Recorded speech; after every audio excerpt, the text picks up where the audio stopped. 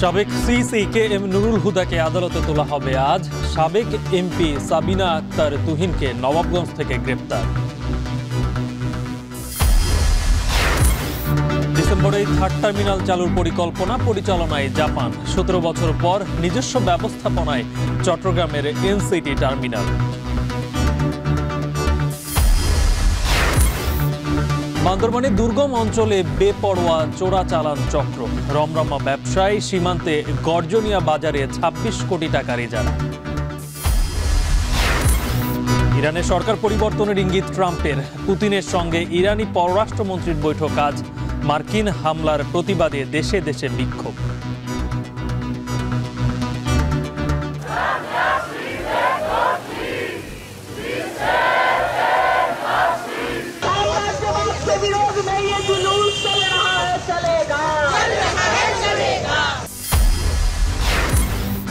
এবং Singapore match ঘিরে জাতীয় স্টেডিয়ামে 7 লাখ টাকার ঘাস লাগালেও টেকেনি।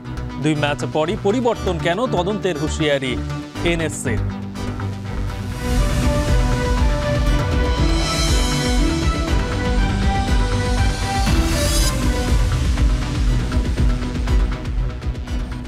স্বাগত। এখন বাণিজ্যের শুনছিলেন শিরোনাম, আর পুরো আয়োজন জুড়ে সঙ্গে আছে আমি গালিব ইবনে রিয়াজ।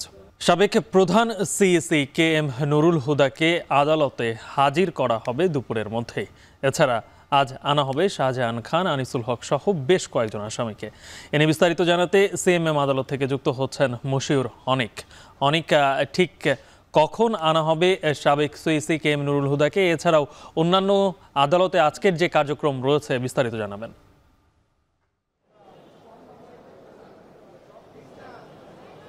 আপনার প্রথম প্রশ্নের উত্তর দিয়ে গালিব শুরু করতে চাই। গতকালকে গ্রেফতারকৃত সাবেক প্রধান CEC K M Nurul Huda, তাকে গ্রেফতার করা হয় উত্তরা তার বাসা থেকে, এবং গ্রেফতারের পরবর্তীতে যেই নির্ধারিত সময়সীমা 24 ঘন্টার ভিতরে আদালত প্রাঙ্গণে তাকে নিয়ে আসার কথা, ডিবিতে তাকে হেফাজতে রাখা হয় এবং আমাদের সর্বশেষ তথ্য মতে তাকে আজকেই নিয়ে আসা হচ্ছে সিএমএম আদালতে। এবং শেরেবাংলা নগর থানার যে মামলা, সেই মামলাতে তাকে গ্রেফতার করা হয়েছে। মূলত বিএনপির একটা মামলা, যে মামলাতে হচ্ছে সাবেক যারা হচ্ছে ইসি প্রধান আছেন তারা সহ, সেখানে শেখ হাসিনা, সাবেক স্বরাষ্ট্রমন্ত্রী এবং আইজিপি, পুলিশের সাবেক আইজিপিদেরকে এই মামলার আসামি করা হয়েছে। সেখানে একজন গ্রেফতার হয়েছেন কে এম নুরুল হুদা, এবং তাকে আজকে সম্ভবত দুপুরের পরে আদালতে নিয়ে আসার কথা। এছাড়াও যেটা বলছিলেন যে আরও বেশ কয়েকজন গুরুত্বপূর্ণ আসামি যাদেরকে আজকে নিয়ে আসা হয়েছে, তার মধ্যে সাবেক আইনমন্ত্রী আনিসুল হক থেকে শাহজাহান খান, এছাড়াও মোহাম্মদ আকাম সরোয়ার জাহান বাচ্চা, যিনি কুষ্টিয়া 1 আসনে মোহাম্মদপুরের যিনি এমপি হিসেবে দায়িত্ব পালন করেছেন। এছাড়াও কাজী মনিরুল ইসলাম মনু আছেন এই তালিকায়, যিনি যাত্রাবাড়ি থানার এমপি। এছাড়া তাজুল ইসলাম, রিয়ার অ্যাডমিরাল সোহাইল আছেন, তিনি পল্টন থানার মামলার আসামি হিসেবে আজকে এখানে আসছেন। তো মূলত যাত্রাবাড়ি থানার মামলার সংখ্যায় বেশি, যেখানে সালমান এফ রহমানকেও আজকে আমরা কিছুক্ষণ আগে নিয়ে যেতে দেখেছি আদালত, এবং এই মামলাগুলো বৈষম্য বিরোধী ছাত্র আন্দোলনের যেই সংগঠিত হত্যা মামলা, সেই হত্যা মামলা, এবং যে মামলাগুলোতে এখনও তাদেরকে গ্রেফতার দেখানো হয়নি, সেই সমস্ত গ্রেফতার দেখানো হয়নি মামলাতে শোন অ্যারেস্ট দেখানোর আজকে কথা রয়েছে। আর দুটো মামলায়, আনিসুল হকের মামলায় এবং শাহজাহান খানের মামলায় রিমান্ড চাইতে পারে আদালত, এবং কিছুক্ষণের মধ্যে হয়তো বা জানতে পারবো আমরা যে আদালত রিমান্ড মঞ্জুর করেছে কিনা। গালিব, আরও একটা বিষয় জানিয়ে রাখতে চাই সাবেক সিইসি প্রধান কে এম নুরুল হুদার ব্যাপারটাতে, যে তাকে আজকে যখন আদালত প্রাঙ্গণে নিয়ে আসা হবে তখন কড়া পাহারা দেওয়া হবে বলেই আমরা আসলে জানতে পেরেছি ডিসি প্রসিকিউশনের অফিসের মাধ্যমে। তার পিছনে কারণ হচ্ছে একটা মব সংশ্লিষ্ট ব্যাপার কিন্তু গতকালকে ঘটেছে, এবং সেই ব্যাপারে প্রধান উপদেষ্টার ফেসবুক পেজ থেকেও কিন্তু একটা বিজ্ঞপ্তি গিয়েছে, এবং সেখানে সবাইকে জাতিগতভাবে সবাইকে মব কালচার থেকে দূরে থাকার জন্য এবং আইনের প্রতি শ্রদ্ধাশীল হওয়ার জন্য যেই প্রক্রিয়া, যেই পদ্ধতি, সেই দিকে শ্রদ্ধাশীল হওয়ার জন্য অনুরোধ করা হয়েছে, এবং বলা হয়েছে যারা এই মবের সঙ্গে যুক্ত থাকবেন তাদেরকেও আইনের আওতায় আনা হবে। পাশাপাশি আজকে যখন তাকে নিয়ে আসা হবে, সেক্ষেত্রে এইখানে এই আদালত প্রাঙ্গণে যাতে মব তৈরি না হয়, সেই জন্য আসলে সর্বাত্মক চেষ্টা করবে আদালত প্রাঙ্গণের আইন শৃঙ্খলা বাহিনীর যারা সদস্য তারা। এবং এছাড়াও জানিয়ে রাখতে চাই যে দেড়টার পরে তাকে সম্ভবত নিয়ে আসা হবে উত্তরা থেকে গ্রেফতার করার পরে তার নিজ বাসভবনের সামনে থেকে তাকে গ্রেফতার করার পরে তাকে নিয়ে যাওয়া হয়েছিল ডিবি কার্যালয়ে এবং সেখানেই শেরেবাংলা নগরের যে থানার মামলা সেই মামলায় কিন্তু তাকে গ্রেফতার দেখানো হয়েছে। এখনও এই মামলায় প্রায় 24 জনের মতো আসামি আছেন যাদেরকে গ্রেফতার করা সম্ভব হয়নি, যাদের মধ্যে বেশ কয়েকজন গ্রেফতারও আছেন, তাদেরকেও সম্ভবত গ্রেফতার দেখানোর নির্দেশ দিতে ভবিষ্যতে বলা হতে পারে। তো গালিব, এই ছিল এখন পর্যন্ত আদালত প্রাঙ্গণ থেকে আমার কাছে থাকা সবশেষ খবরাখবর। যুক্ত ছিলেন সহকর্মী মশিউর অনিক। এর আগে রোববার সন্ধ্যায় উত্তরা থেকে গ্রেপ্তার হন সাবেক নির্বাচন কমিশনার KM নুরুল হুদা। বিক্ষুব্ধ জনতা নুরুল হুদার উত্তরার বাসা ঘেরাও করলে তাকে নিরাপত্তা হেফাজতে নেয় পুলিশ। পরে শেরেবাংলা নগর থানায় বিএনপির মামলায় গ্রেপ্তার দেখানো হয়। আরও জানাচ্ছেন আসিফ ইকবাল। বাংলাদেশের রাজনীতিতে আলোচিত সমালোচিত 2018 সালের নির্বাচন। ওই নির্বাচনে আগের রাতেই ব্যালট বক্সে ভোট দেওয়ার অভিযোগ ওঠে। এবার গ্রেপ্তার দেখানো হলো 2018 সালের বিতর্কিত নির্বাচনের মূল কুশীলব হিসেবে বিবেচিত সাবেক নির্বাচন কমিশনার KM নুরুল হুদাকে। রোববার সন্ধ্যায় বিক্ষুব্ধ জনতা তার উত্তরার বাসা ঘেরাও করে রাখে। সেখান থেকে পুলিশ তাকে নিরাপত্তা হেফাজতে নিয়ে আসে। পরে শেরেবাংলা নগর থানার মামলায় তাকে গ্রেপ্তার দেখানো হয়। নিয়ে আসা হয় মিন্টো রোডের ডিবি কার্যালয়ে। 22 তারিখ সাবেক CEC নুরুল হুদা ওনার বিরুদ্ধে একটি শেরেবাংলা নগর থানায় একটি মামলা রুজু হয়, যে মামলার উনি এজাহারভুক্ত আসামি। প্রাথমিকভাবে যেটা জানতে পেরেছি যে আজকে তাকে যেখান থেকে আনা হয়েছে, যে উত্তরা 5 নম্বর সেক্টরের যে হাউস নাম্বার 29 এবং রোড নাম্বার 1/A, তা সেটা তার নিজের বাসা এবং সেখান থেকে স্থানীয় জনগণ তাকে নেয় এবং পরবর্তীতে পুলিশ হেফাজতে দেয়। পুলিশ হেফাজতে দেওয়ার পর এখন বর্তমানে সে ডিবি হেফাজতে আছে। KM নুরুল হুদার বিরুদ্ধে প্রহসনের নির্বাচন করার অভিযোগ রয়েছে বলে জানায় ডিবি। পরবর্তী আইনগত ব্যবস্থা প্রক্রিয়াধীন রয়েছে। যে মামলাটি রুজু হয়েছে সে মামলাটির যে বিষয়বস্তু, সেই বিষয়বস্তুর ভিতরে যেটা আছে সেটা যে অবৈধভাবে নির্বাচনী ছদ্মবেশ ধারণ করে নির্বাচনী ব্যয় নির্ধারণ না করে ঘুষ দিয়ে অবৈধভাবে অন্য কাউকে নির্বাচনে জয় করানোর বিষয়ে যে অভিযোগ, সেই অভিযোগের প্রেক্ষিতে তার বিরুদ্ধে একটি মামলা রুজু হয় শেরেবাংলা নগর থানায়। KM নুরুল হুদার নেতৃত্বে 2018 সালের নির্বাচন অনুষ্ঠিত হয়। ওই নির্বাচনে অংশ নেয় বিএনপিও। সে নির্বাচনে মাত্র 6টি আসনে জয়ী হয় বিএনপির প্রার্থী। বাকি সব আসন যায় আওয়ামী লীগ নেতৃত্বাধীন মহাজোটের ভাগে। আসিফ ইকবাল খান, এখন, ঢাকা। এদিকে সাবেক প্রধান নির্বাচন কমিশনার নুরুল হুদাকে গ্রেপ্তারের আগে মব করে উশৃঙ্খল পরিস্থিতি সৃষ্টিকারীদের চিহ্নিত করে ব্যবস্থা নেবে অন্তর্বর্তী সরকার। রাতে এক বিবৃতিতে একথা জানানো হয়। বিবৃতিতে বলা হয়, নুরুল হুদাকে একটি সুনির্দিষ্ট মামলায় রাজধানীর উত্তরা থানা পুলিশ গ্রেপ্তার করে। এ সময় মব করে বিশৃঙ্খল পরিস্থিতি তৈরি ও অভিযুক্তকে শারীরিকভাবে লাঞ্ছিত করার বিষয়টি সরকারের নজরে এসেছে। দেশের সকল নাগরিকের প্রতি আইন নিজের হাতে তুলে না নেয়ার অনুরোধ জানানো হয়। বিবৃতিতে আরও বলা হয়, অভিযুক্ত সকল ব্যক্তির বিচার দেশের আইন মেনেই হবে। বিচারাধীন বিষয় ও ব্যক্তির ব্যাপারে আদালত সিদ্ধান্ত নেবেন। অভিযুক্ত ব্যক্তির উপর আক্রমণ ও তাকে শারীরিকভাবে লাঞ্ছিত করা বেআইনি, আইনের শাসনের পরিপন্থী ও ফৌজদারি অপরাধ। ন্যায় বিচার প্রতিষ্ঠার সংগ্রামে সকল নাগরিককে সহনশীল ভূমিকা পালনের জন্য অনুরোধ জানানো হয়।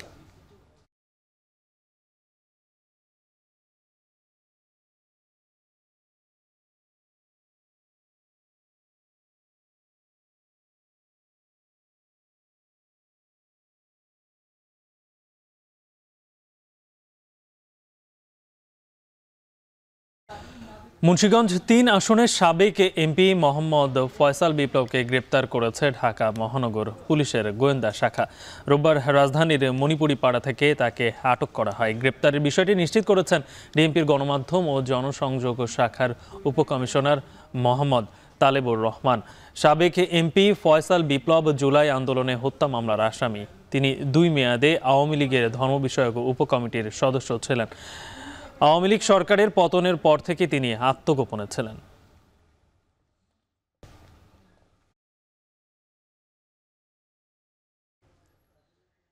এদিকে রাতে ইসলামী ব্যাংকের সাবেক ব্যবস্থাপনা পরিচালক মোহাম্মদ মনিরুল মাওলাকে গ্রেপ্তার করেছে ঢাকা মহানগর গোয়েন্দা পুলিশ। সোমবার দিবাগত রাত 12:15টায় রাজধানীর বসুন্ধরা আবাসিক এলাকায় তার নিজ বাসা থেকে গ্রেপ্তার করা হয়। পরে তাকে মিন্টু রোডে ডিবি কার্যালয়ে নেওয়া হয়। ডিবি জানায়, মোহাম্মদ মনিরুল মাওলার বিরুদ্ধে দুদকের মামলা রয়েছে। আপাতত ডিবি হেফাজতে রাখা হয়েছে। পরবর্তী আইনানুগ ব্যবস্থা প্রক্রিয়াধীন রয়েছে। বিভিন্ন উপায়ে ইসলামী ব্যাংক থেকে ৯১,০০০ কোটি টাকা বের করে নেওয়ার তথ্য পেয়েছে কেন্দ্রীয় ব্যাংক, যার বেশিরভাগ সময় এমডি ছিলেন মনিরুল মাওলা।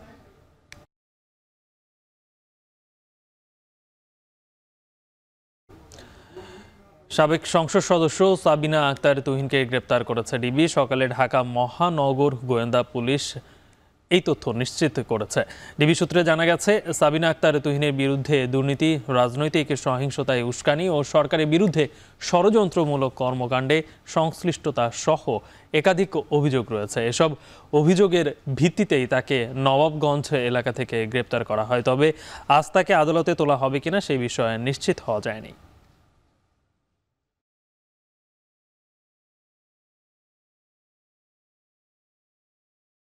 জট খুলছে থার্ড টার্মিনালের। জুলাই বুঝে নিয়ে ডিসেম্বরেই চালুর রূপরেখা তৈরি করছে বেসামরিক বিমান চলাচল কর্তৃপক্ষ। ১৫ বছরের জন্য টার্মিনালটি পরিচালনা ও রক্ষণাবেক্ষণের দায়িত্ব দেওয়া হচ্ছে জাপানকে, আর ২ বছরের জন্য গ্রাউন্ড হ্যান্ডলিংয়ের দায়িত্ব বিমান বাংলাদেশ এয়ারলাইন্সের। আরও জানাচ্ছেন নাইম আবির। আংশিক উদ্বোধনের পর কেটেছে ১.৫ বছরেরও বেশি সময়, তবুও আলোর মুখ দেখেনি শাহজালাল আন্তর্জাতিক বিমানবন্দরের থার্ড টার্মিনাল। রাজনৈতিক পট পরিবর্তনের পর দুর্নীতি দমন কমিশনের মামলা, প্রকল্প পরিচালক পরিবর্তন ও নকশা জটিলতায় থমকে যায় থার্ড টার্মিনালের অগ্রগতি। তবে জটিলতা কাটিয়ে ফের চালুর আলোচনায় আধুনিক এই টার্মিনাল। টার্মিনালটি নিয়ে আর অপেক্ষা করতে চায় না বেসামরিক বিমান চলাচল কর্তৃপক্ষ। ইতিমধ্যেই শেষ হয়েছে অবকাঠামোর কাজ, এখন চলছে ক্যালিব্রেশন ও ফাংশনাল কর্মকাণ্ড। ১৫ বছরের জন্য এই টার্মিনালটি জাপানের কাছে দেবার বিষয়ে নীতিগত সিদ্ধান্ত সরকারের। হযরত শাহজালাল আন্তর্জাতিক বিমানবন্দরের এই তৃতীয় টার্মিনালটি পরিচালিত হবে পুরোপুরি জাপানিদের মাধ্যমে। এখানে মোট ৬টি জাপানি প্রতিষ্ঠান অপারেশন এবং মেইনটেন্যান্সের দায়িত্ব পালন করবে, যার মধ্যে ২টি জাপানের সরকারি প্রতিষ্ঠান এবং ৪টি বেসরকারি প্রতিষ্ঠান। তার অধীনেই বিমান বাংলাদেশ এয়ারলাইন্স করবে গ্রাউন্ড হ্যান্ডলিং, অর্থাৎ বিমানের গ্রাউন্ড হ্যান্ডলিংয়ের পুরোপুরি রিপোর্টিং করতে হবে জাপানের প্রতিষ্ঠানগুলোর কাছে। যদিও জাপানি প্রতিষ্ঠানের সঙ্গে এখনো চুক্তি হয়নি বেবিচকের, তবে আলোচনা এগিয়েছে অনেক দূর।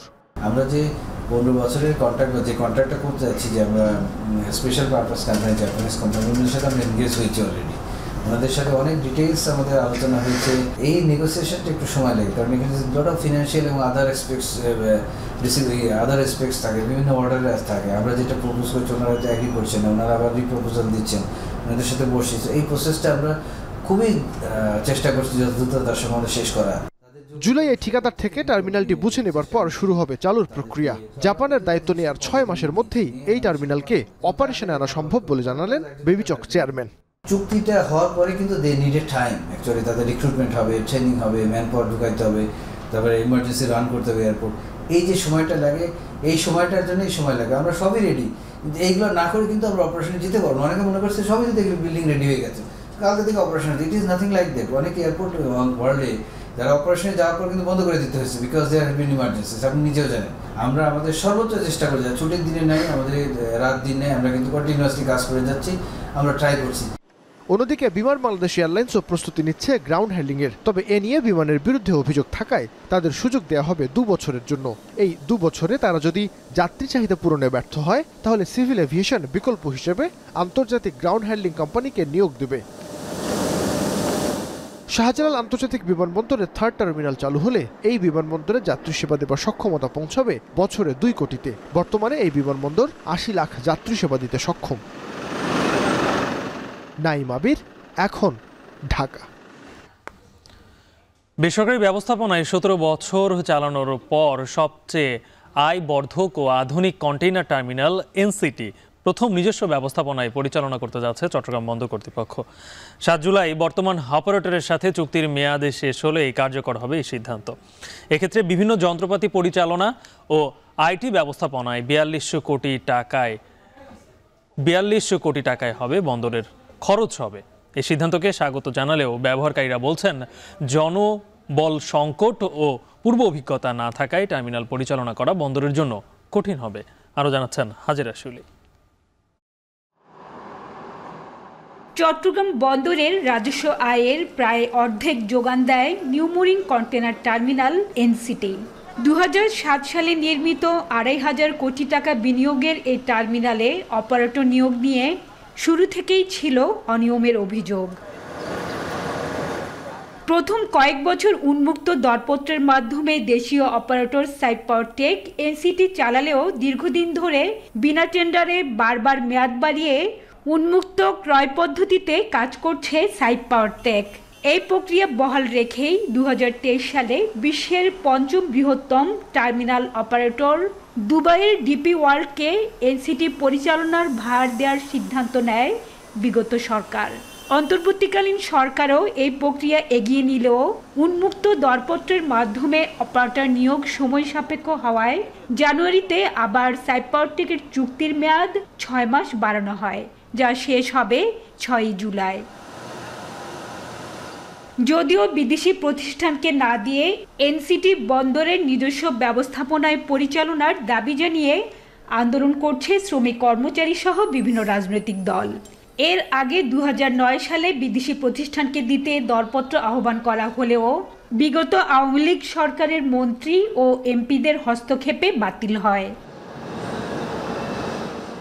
এবার সাইফের সাথে চুক্তির মেয়াদ আর না বাড়িয়ে গেল 18 জুন নৌপরিবহন মন্ত্রণালয়ের এক সভায় 6 মাসের জন্য চট্টগ্রাম বন্দরকে এনসিটি চালানোর জন্য নীতিগত সিদ্ধান্ত হয়। এরপরই নিজস্ব ব্যবস্থায় এনসিটি চালাতে বিভিন্ন যন্ত্রপাতি পরিচালনা ও আইটি খাতে 42 কোটি টাকা ব্যয়ের অনুমোদনের অনুরোধ জানিয়ে নৌপরিবহন মন্ত্রণালয়ে চিঠি দিয়েছেন বন্দর চেয়ারম্যান। পণ্য খালাসে প্রয়োজনীয় শ্রমিক না দেয়া এবং অতিরিক্ত বিল করা সহ সাইপ পাওয়ার টেকের কাছে বন্দর ব্যবহারকারীরা জিম্মি ছিলেন দাবি করে সরকারের এই সিদ্ধান্তকে স্বাগত জানিয়েছেন সিএনএফ এজেন্টরা। এদিকে সরকারি ব্যবস্থাপনায় গেলেও সেবার গতি যাতে ব্যাহত না হয় সেদিকে লক্ষ্য রাখার তাগিদ বন্দর ব্যবহারকারীদের। 17 বছর ধরে আন্দোলন হয়েছিল, কেউ কিছু করতে পারেনি। একটা করাপশন থেকে আমরা মুক্ত হয়েছি, একছত্র আধিপত্য থেকে আমরা মুক্ত হয়েছি। চট্টগ্রাম বন্দরের সমস্ত ইকুইপমেন্ট চট্টগ্রাম বন্দর 6 মাসের জন্য এই এনসিটি চালানো কোনো সমস্যা আছে বলে আমি মনে করি। আমাদের যে জাহাজগুলো আসে সেই জাহাজগুলো থেকে কন্টেনার নামানো, সেই কন্টেনারগুলোকে প্লেস করা, ফুলে ডেলিভারি দেওয়ার যে সকল ব্যবস্থাপনাগুলো আছে সেগুলোতে তারা কিন্তু একটা অভ্যস্ত হয়ে গেছে। বন্দর যদি নিজে ব্যবস্থাপনায় ফিরে যায় সেটিকেও আগে একটু খেয়াল রাখতে হবে যাতে করে আমাদের যে ব্যবস্থাপনাগুলো এখন আছে সেই ধরনের সার্ভিসগুলো এবং সেই ধরনের দক্ষ তাদের যে লোকজন আছে সেগুলোকে দিয়ে যেন অপারেট করা হয়। এনসিটির সিংহভাগ যন্ত্রপাতি চট্টগ্রাম বন্দরের হলেও অধিকাংশই পরিচালনা করছে বেসরকারি অপারেটরের জনবল। এছাড়া দীর্ঘ 17 বছর কন্টেনার হ্যান্ডলিং ও পণ্য ডেলিভারিতে সরাসরি সম্পৃক্ততা নেই বন্দরের শ্রমিক কর্মকর্তা কর্মচারীদের।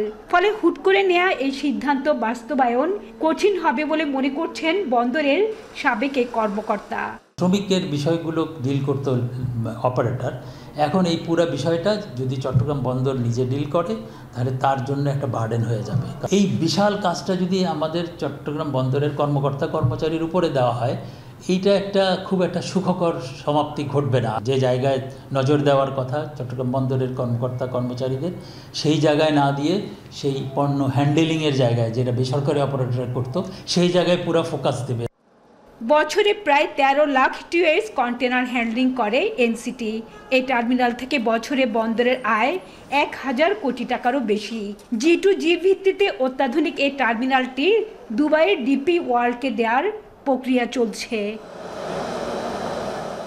হাজিরা শিউলি, এখন চট্টগ্রাম। প্রশাসনের নানামুখী পদক্ষেপেও বান্দরবান মিয়ানমার সীমান্তে থামানো যাচ্ছে না চোরাচালান। দুর্গম অঞ্চল ও যোগাযোগ ব্যবস্থার সুযোগ কম থাকায় দিন দিন বেপরোয়া হয়ে উঠছে চক্রের সদস্যরা। অবৈধ পথে ঢুকছে গবাদি পশু ও মাদক সহ বিভিন্ন পণ্য। এ সুযোগে এক গর্জনিয়া বাজারেই ইজারা হয়েছে 26 কোটি টাকায়। শক্তিশালী চোরাচালান চক্র ও হুন্ডির মাধ্যমে অবাধে 1000 কোটি টাকা পাচার হয়ে গেলেও জনসচেতনতাকে গুরুত্ব দিচ্ছে স্থানীয় প্রশাসন। বান্দরবান থেকে রিজভি রাহাতের পাঠানো তথ্য ছবিতে বিস্তারিত। পাহাড়ে ঘন সবুজের সমারোহ, উঁচু নিচু পথ চলে গেছে গভীর থেকে গভীরে। বান্দরবানের ঘন সবুজ যেন হাতছানি দিয়ে ডাকে, বাঁধতে চায় মায়াজালে। তবে এই সৌন্দর্যের আড়ালে পার্বত্য এ জেলায় দুর্গম যোগাযোগ ব্যবস্থার সুযোগে গড়ে উঠেছে শক্তিশালী চোরাচালান চক্র। বাংলাদেশের সাথে মিয়ানমারের সীমান্তের দৈর্ঘ্য 271 কিলোমিটার।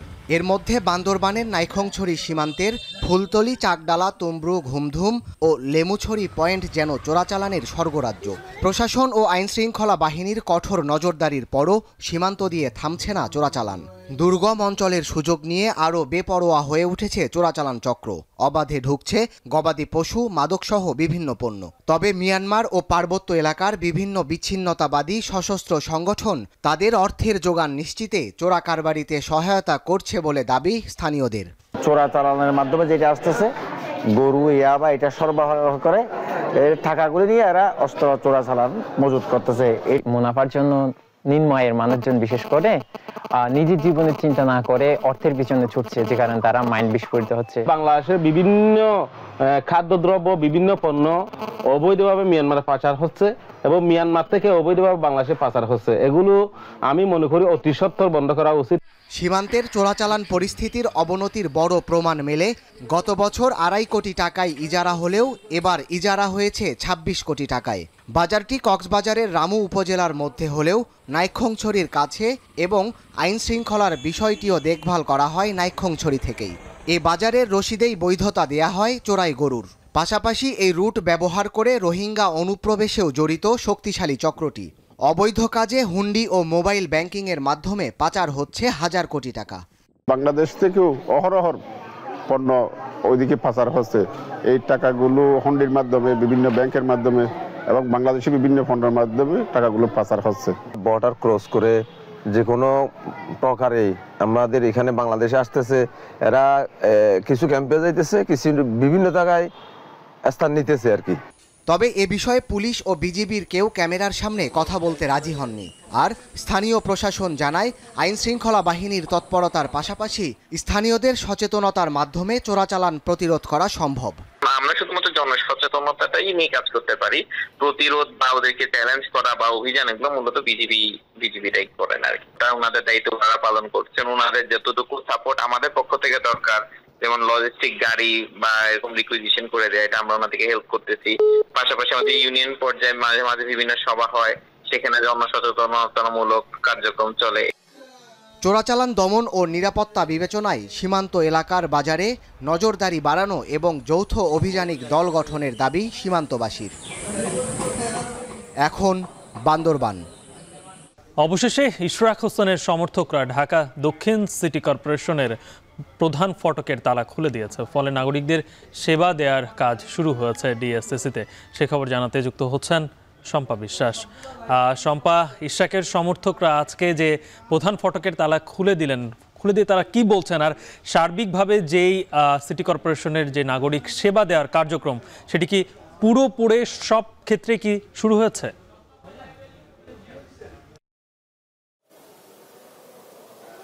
প্রশাসক এবং প্রকৌশল দপ্তর ছাড়া ঢাকা দক্ষিণ সিটি কর্পোরেশনের নগর ভবনের সব বিভাগে খুলে দেওয়া হয়েছে। আমরা সকাল 9টার পর থেকে এসে দেখেছি প্রধান ফটকের তালা খোলা, কিন্তু এখন পর্যন্ত প্রশাসকের দপ্তরের তালা খোলা হয়নি। তবে নাগরিক সেবা চালু হলেও নাগরিকদের উপস্থিতি খুবই কম। এর বড় কারণ হচ্ছে অনেক নগরবাসী এখন পর্যন্ত জানেন না যে নাগরিক সেবা চালু হয়েছে নগর ভবনে, আর অনেকেই আবার কিছুটা শঙ্কিত যে আবার কখন কর্মসূচি শুরু হয়, বিক্ষোভ শুরু হয়, ফলে অনেকে আবার সেবা নিতে আসতে অনীহা বোধ করছেন, এমনটা আমাদেরকে কর্মকর্তারা জানিয়েছেন। আর একটু জানিয়ে রাখি, আমরা কিছুক্ষণ আগে প্রধান নির্বাহী কর্মকর্তার সঙ্গে কথা বলেছি। তারা কিন্তু আমাদেরকে জানিয়েছেন যে তাদের যে প্রধান দুটি সেবা, একটি হচ্ছে নিবন্ধন সনদ দেওয়া এবং অন্যটি হচ্ছে মশক নিয়ন্ত্রণ, সে দুটি চালু রয়েছে। পাশাপাশি চালু রয়েছে বর্জ্য ব্যবস্থাপনার কাজ, কারণ নগরের যে দুটি প্রধান সেবা থাকে তার মধ্যে বর্জ্য ব্যবস্থাপনা, মশক এবং নিবন্ধন এইগুলো অন্যতম। ফলে নিবন্ধন এবং বর্জ্য ব্যবস্থাপনার যে কাজ সেটি যেমন চালু রয়েছে, তেমনি তারা জানিয়েছেন মশক নিয়ন্ত্রণের কাজ অব্যাহত রয়েছে, যেহেতু এখন ডেঙ্গুর মৌসুম। সেই সঙ্গে আমরা অন্যান্য বিভাগেও খোঁজ নিয়েছি, সেখানে কর্মকর্তারা উপস্থিত আছেন, কিন্তু এখন পর্যন্ত নাগরিকদের উপস্থিতি তেমন একটা আমরা দেখতে পাইনি। আমরা কিছুক্ষণ আগে প্রধান প্রকৌশলীকে দেখেছি, তিনিও অফিসে প্রবেশ করেছেন, তবে আনুষ্ঠানিকভাবে তিনি এখনো পর্যন্ত তার দপ্তরে প্রবেশ করতে পারেননি। আমরা দেখেছি তার দপ্তরে এখনো পর্যন্ত তালা দেওয়া রয়েছে।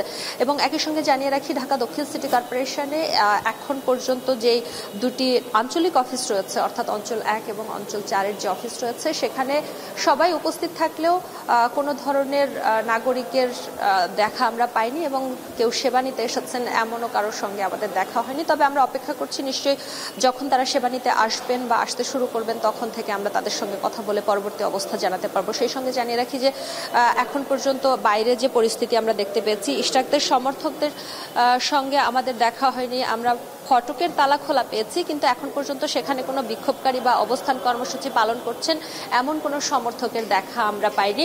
যদিও বাইরে বৃষ্টি হচ্ছে, সেটিও হয়তো বা একটা কারণ হতে পারে বলে আমরা ধারণা করছি। এর বাইরে এখন পর্যন্ত নতুন কোনো তথ্য আমাদের কাছে নেই। আমরা পরবর্তীতে নিশ্চয়ই আরও কোনো নতুন তথ্য নিয়ে আবারও যুক্ত হব। এই ছিল রাজধানীর ঢাকা দক্ষিণ সিটি কর্পোরেশনের নগর ভবন থেকে নাগরিক সেবা চালুর বিষয়ে বিস্তারিত। বরগুনায় প্রতিদিনই বাড়ছে ডেঙ্গুতে আক্রান্ত ও মৃতের সংখ্যা। গতকাল বেলা 11টা থেকে 24 ঘন্টায় এই জেলায় একজনের মৃত্যু হয়েছে। সবশেষে এ নিয়ে আরও জানাতে বরগুনা সদর হাসপাতাল থেকে যুক্ত হচ্ছেন সহকর্মী জিয়াদ মাহমুদ। জিয়াদ, ডেঙ্গু থেকে রেহাই পেতে চিকিৎসকরা কি পরামর্শ দিচ্ছেন, আর ডেঙ্গু যেন বিস্তার বেশি করতে না পারে তার জন্য কি প্রশাসনের পক্ষ থেকে কোনো পদক্ষেপ চোখে পড়ছে কিনা?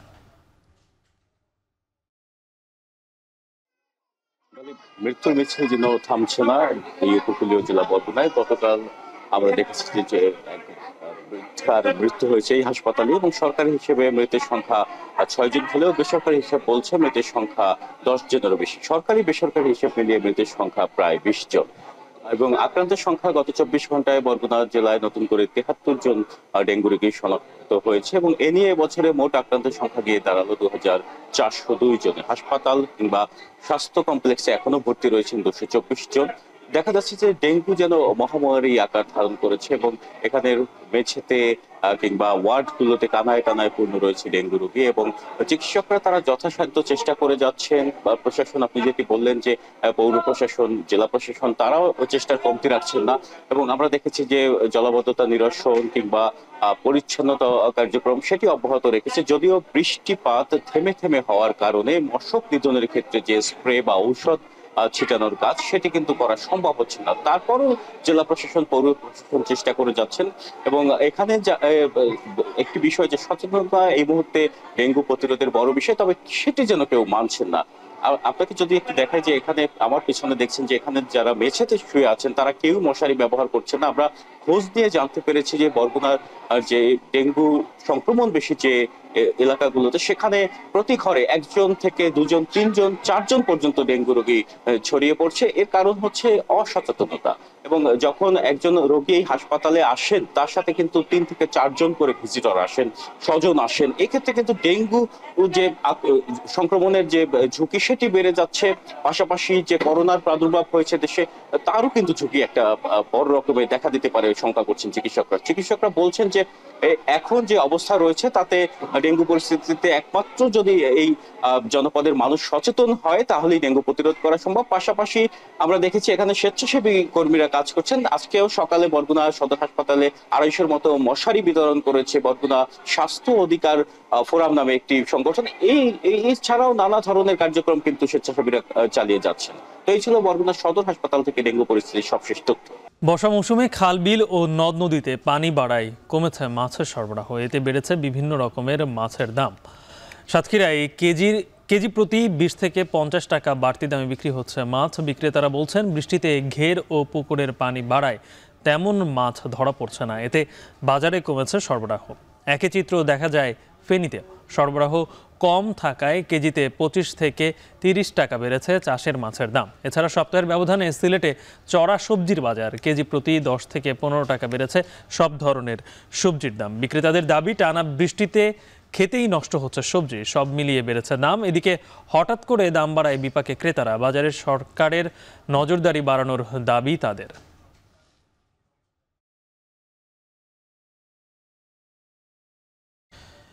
এদিকে ভরা মৌসুমে অস্থির চট্টগ্রামের চালের বাজার। 50 কেজির বস্তা প্রতি দাম বেড়েছে 100 থেকে 300 টাকা।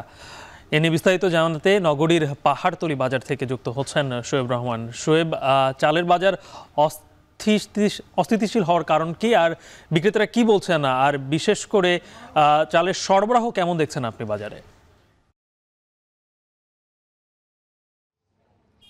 গালিব, চলতি যে মৌসুমটি চলছে এটি হলো বোরো মৌসুম এবং এই মৌসুমে দেশে সবচাইতে বেশি ধান চাল উৎপাদন হয়। এটাকে ভরা মৌসুম বলা যায় বাংলাদেশের জন্য এবং এই মৌসুমটাতে চালের দাম সবচাইতে কম থাকে এবং সেই কারণে যেহেতু উৎপাদন বেশি হয় এই সময়টাতে সরবরাহও কিন্তু বেশি থাকে। আমরা দেখতে পাচ্ছি যে চট্টগ্রামের পাহাড়তলিতে কিন্তু পর্যাপ্ত পরিমাণে প্রতিনিয়ত ট্রাক আসছে, কন্টেনারবাহী চালবাহী কন্টেনার আসছে এবং সেগুলো থেকে কিন্তু প্রচুর পরিমাণে চাল আসছে দেশের উত্তরবঙ্গ থেকে, কিন্তু দামে তার কোনো প্রভাব পড়েনি, বরং দাম উল্টো বেড়ে গিয়েছে।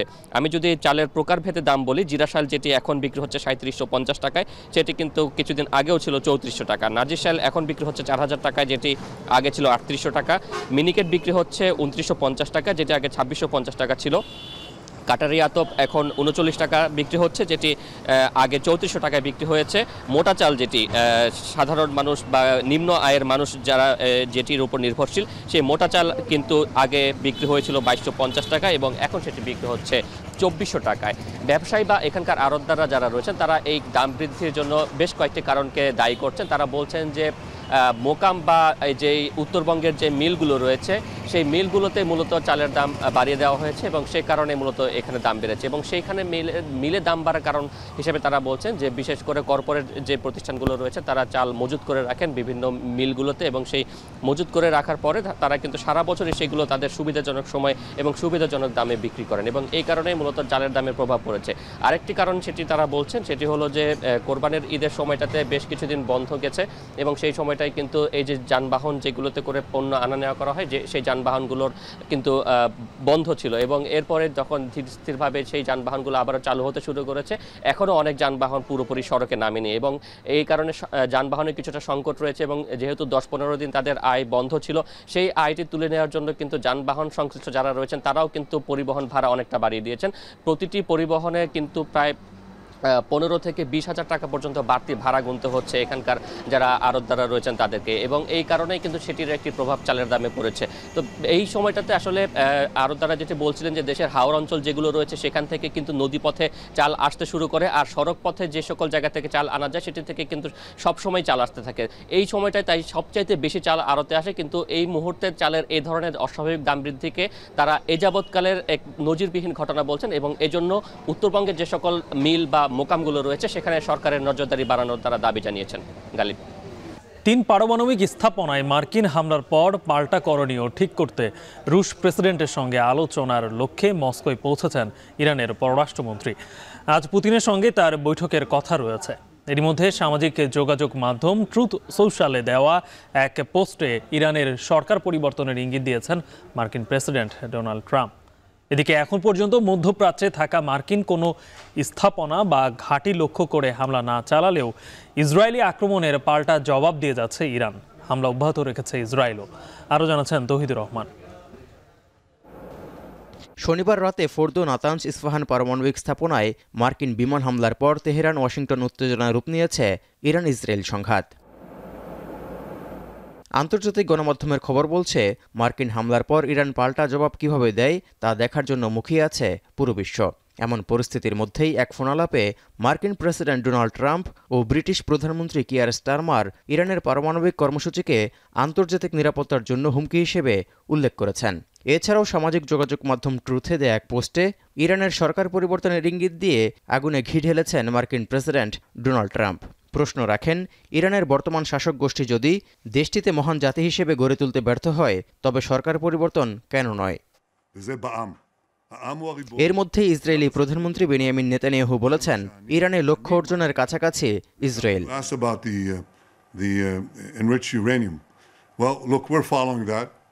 We've been following it very closely.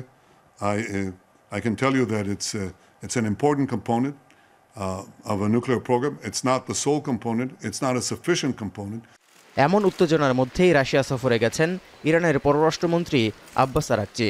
ইরানে মার্কিন হামলার পাল্টা জবাব দিতে করণীয় ঠিক করতে সোমবার রুশ প্রেসিডেন্ট ভ্লাদিমির পুতিন ছাড়াও দেশটির ঊর্ধ্বতন কর্মকর্তাদের সঙ্গে তার আলোচনার কথা রয়েছে। এই অবস্থায় মার্কিন নাগরিকদের জন্য বিশ্বব্যাপী নিরাপত্তা সতর্কতা জারি করেছে যুক্তরাষ্ট্র। এই যখন অবস্থা, তখন মার্কিন হামলার বিরুদ্ধে প্রাথমিক পদক্ষেপ হিসেবে জ্বালানি তেল পরিবহনে বিশ্বের সবচেয়ে গুরুত্বপূর্ণ নৌরুট হরমুজ প্রণালী বন্ধের অনুমোদন দিয়েছে ইরানের পার্লামেন্ট, যার কারণে ইতোমধ্যে বিশ্ববাজারে জ্বালানি তেলের দাম ঊর্ধ্বমুখী। ব্যারেল প্রতি অপরিশোধিত তেলের দাম 3% বেড়ে $79 ছাড়িয়েছে। এদিকে মধ্যপ্রাচ্যে থাকা কোনো মার্কিন স্থাপনা ও ঘাঁটি লক্ষ্য করে এখনও কোনো হামলা না চালালেও ইসরায়েলি ভূখণ্ডে ক্ষেপণাস্ত্র হামলা চালিয়ে যাচ্ছে ইরান। এমনকি ইসরায়েলের ছোড়া হারমেস 900 ড্রোন ভূপাতিত করার দাবিও করছে তেহরান। অন্যদিকে তেহরানের মিলিটারি কমপ্লেক্সে হামলার দাবি করছে ইসরায়েল। এছাড়াও তেহরানের কাছে একটি অ্যাম্বুলেন্সে ইসরায়েলি হামলায় বেশ কয়েকজন হতাহত হওয়ার খবর পাওয়া গেছে। তৌহিদুর রহমান, এখন বিশ্ব। এদিকে ইরানে মার্কিন হামলার প্রতিবাদে বিক্ষোভে উত্তাল বিশ্বের বিভিন্ন দেশ। ভারতের কলকাতায় ট্রাম্প বিরোধী বিক্ষোভে মার্কিন প্রেসিডেন্টের কুশপুত্তলিকা পরিয়েছে ক্ষুব্ধ বিক্ষোভকারীরা। এছাড়াও বিক্ষোভ হয়েছে পাকিস্তানেও। ট্রাম্পকে নোবেল শান্তি পুরস্কারের জন্য সুপারিশ করায় ক্ষুব্ধ পাকিস্তানিরা। এছাড়াও মার্কিন হামলার প্রতিবাদে বিক্ষোভ হয়েছে কানাডা, ফ্রান্স সহ বিশ্বের বিভিন্ন প্রান্তে। আরও জানাচ্ছেন জাহানারা ভুইয়া।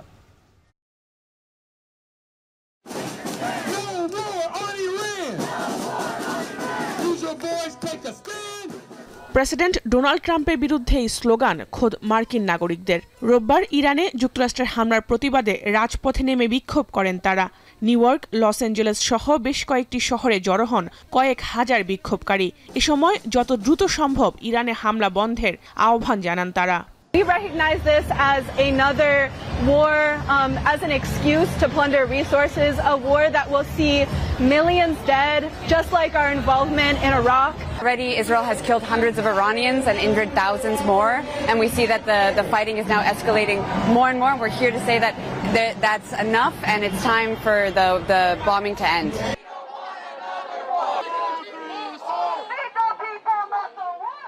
ইরানে মার্কিন হামলার প্রতিবাদে বিক্ষোভ হয়েছে কানাডার Ontario O টরেন্টোতে।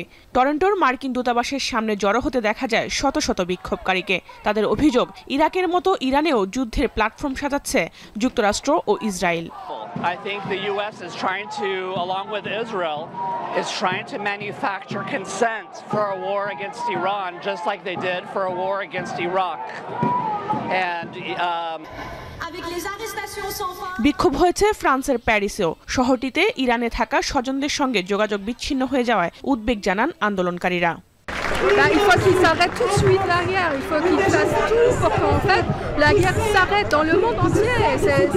C'est pas possible. On a commencé par l'Ukraine, Liban, Gaza, l'Iran, mais c'est pas possible en fait. C'est toujours en fait la trace des États-Unis bien, c'est évident.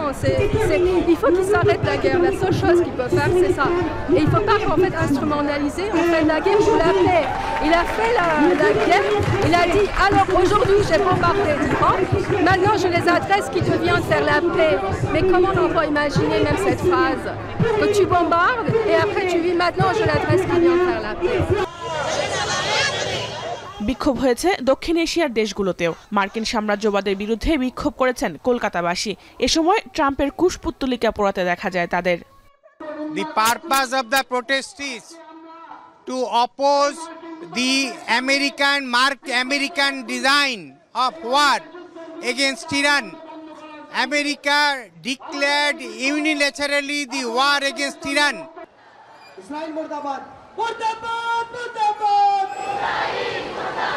পাকিস্তানেও ব্যাপক বিক্ষোভ হয়েছে মার্কিন প্রেসিডেন্ট ডোনাল্ড ট্রাম্পের বিরুদ্ধে। এ সময় ট্রাম্পকে শান্তিতে নোবেলের জন্য সুপারিশ করায় পাক সরকারের বিরুদ্ধেও আঙুল তোলেন বিক্ষোভকারীরা। कि देखें इस जलसे को, इस आवाम को कि जो ना सुन्नी है, शिया है, सब मौजूद है यहाँ पर, लेकिन ये आपको बताना चाह रहे हैं कि हम सब ईरान के साथ खड़े हैं और आप इस सिचुएशन में ट्रम्प को नोबेल प्राइज देना चाह रहे हैं। এছাড়াও দক্ষিণ কোরিয়া ও গ্রিসেও হাজার হাজার মানুষ যুক্তরাষ্ট্রের হামলার প্রতিবাদে বিক্ষোভ করেছেন। জাহানারা ভুইয়া, এখন বিশ্ব। মাত্র 2 ম্যাচ আয়োজনের পরই পরিবর্তন করতে হচ্ছে জাতীয় স্টেডিয়ামের ঘাস। সিঙ্গাপুরের বিপক্ষে ম্যাচ আয়োজনের জন্য তাড়াহুড়ো করে 7 লাখ টাকা খরচ করে ঘাস লাগানো হলেও সেটি টেকসই হয়নি। একই সঙ্গে বিভিন্ন জাতের ঘাসের মিশ্রণে এটি খেলার অনুপযুক্ত হয়ে পড়েছে, যাতে ফুটবলারদের চোটে পড়ার শঙ্কাও থাকে। নতুন ঘাস লাগাতে শীঘ্রই জাতীয় ক্রীড়া পরিষদের কাছে অর্থ বরাদ্দ চাইবে বাফুফে। তবে অর্থ ব্যয়ে কোনো নয়ছয় হয়েছে কিনা সেটি তদন্ত করা হবে বলে হুঁশিয়ারি দিয়েছে এনএসসি। আরও জানাচ্ছেন শরীফ রোশন। জাতীয় স্টেডিয়ামের সংস্কার কাজ শুরু হয় 4 বছর আগে 2021 সালে। এরপর দেশের ফুটবলের প্রধান ভেন্যুকে আধুনিক মানের করতে দফায় দফায় বাড়ে বাজেট। বিশেষ করে স্টেডিয়ামের মূল আকর্ষণ ফুটবল মাঠে সজীবতা ফেরাতে বিশাল অঙ্কের অর্থ বরাদ্দের পাশাপাশি নেওয়া হয় অনেক পরিকল্পনা। তবে সবই যেন শুভঙ্করের ফাঁকি। ঐতিহাসিক এই স্টেডিয়াম ঘিরে দীর্ঘদিন ধরে যে স্বপ্ন বুনেছিলেন ফুটবলাররা, সবই যেন থমকে গেছে বাফুফের দায়িত্বপ্রাপ্তদের অপেশাদার আচরণে। মাঠের ঘাস লাগাতে 7 লাখ টাকা ব্যয় হয়েছে ঠিকই, তবে আন্তর্জাতিক মানের খেলা উপযোগী হয়নি মাঠটি। জাতীয় স্টেডিয়ামের ঘাস দেশের আবহাওয়ার সঙ্গে কতটা মানানসই, এমন প্রশ্ন উঠেছে। আমাদের দেশে যেই বিটি মাটি বলা হয় যে আপনার এই মাটিটা যদি ঠিক থাকে, যেটাকে বলে দোআঁশ মাটির মতো, এইটা থাকলে আপনার গাছের গোড়াটাকে ধরে রাখবে, এই গাছটা ছড়বে না। কাজেই এখন যেহেতু আপনার ড্রেনেজ সিস্টেম ভালো হয়েছে, ওয়াটার এই স্প্রিন্টার সিস্টেম ভালো হয়েছে, তা আমার মনে হয় যে সেই দিকে চিন্তা করেই আপনার গাছ লাগাতে হবে। ফুটবল পিচে এক ধরনের ঘাস রোপণ করার কথা থাকলেও জাতীয় স্টেডিয়ামে বিভিন্ন জাতের ঘাস আর আগাছার মিশ্রণে মাঠটি হয়ে পড়েছে ফুটবলারদের জন্য অত্যন্ত ঝুঁকিপূর্ণ, যেখানে খেলতে নেমে চোটে পড়ে ক্যারিয়ারই শেষ হয়ে যাওয়ার শঙ্কা থাকে। আমি ক্যালকাটা লিগে খেলেছি, ওখানে এক ধরনের ঘাস, সেই জায়গাটায় আমরা আসতে হয়তো দেরি হচ্ছে, বাট চলে আসবে হয়তো। এটা সদিচ্ছা থাকতে হবে যে কত জলদি এটা করা যায়, যত জলদি করবে তত আমাদের দলের জন্য ভালো। এসব কারণে টনক নড়েছে বাফুফের। মাত্র 2 ম্যাচ পরই ঘাস পরিবর্তনের সিদ্ধান্ত নিয়েছে দেশের ফুটবলের নিয়ন্ত্রক সংস্থা। কয়দিনের ব্যবধানেই ঘাস পরিবর্তনে যে অর্থ ব্যয়, এর দায় কি এড়াতে পারে বাফুফে? নিশ্চিত কি করবে জানি না, আমাদেরই মনে করতেই রোববার নিতে পারি। গাইডলাইন দিচ্ছি আমি কয়েকদিনের মধ্যে, টেন্ডার নোটিশটা পাইলে আমি দেখতে পারবো। বাংলাদেশের বাইরে বা বাংলাদেশের মধ্যে যে দেয়।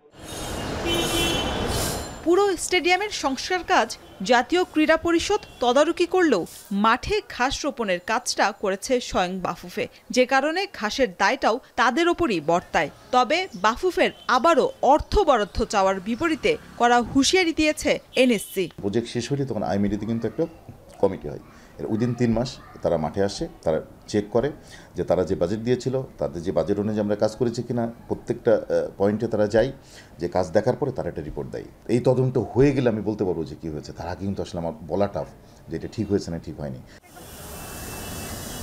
হংকংয়ের বিপক্ষে ম্যাচের আগে বাফুফের ঘাস পরিবর্তনের সিদ্ধান্তে এই স্টেডিয়াম থেকে আবারও নির্বাসিত হচ্ছে ফুটবল। শরীফ রওশন, এখন, ঢাকা। শিরোনামগুলো আরও একবার। সাবেক সিইসি কেএম নুরুল হুদাকে আদালতে তোলা হবে আজ। সাবেক এমপি সাবিনা আক্তার তুহিনকে নবাবগঞ্জ থেকে গ্রেপ্তার।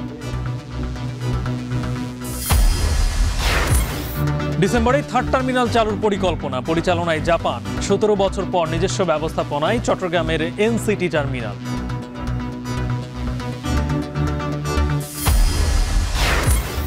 অবশেষে ঢাকা দক্ষিণ সিটির নগর ভবনের ফটক খুলেছে ইশরাকের সমর্থকরা। নাগরিকদের সেবা দেয়া শুরু, গ্রহিতা কম। ইরানে সরকার পরিবর্তনের ইঙ্গিত ট্রাম্পের। পুতিনের সঙ্গে ইরানি পররাষ্ট্রমন্ত্রীর বৈঠক আজ। মার্কিন হামলার প্রতিবাদে দেশে দেশে বিক্ষোভ।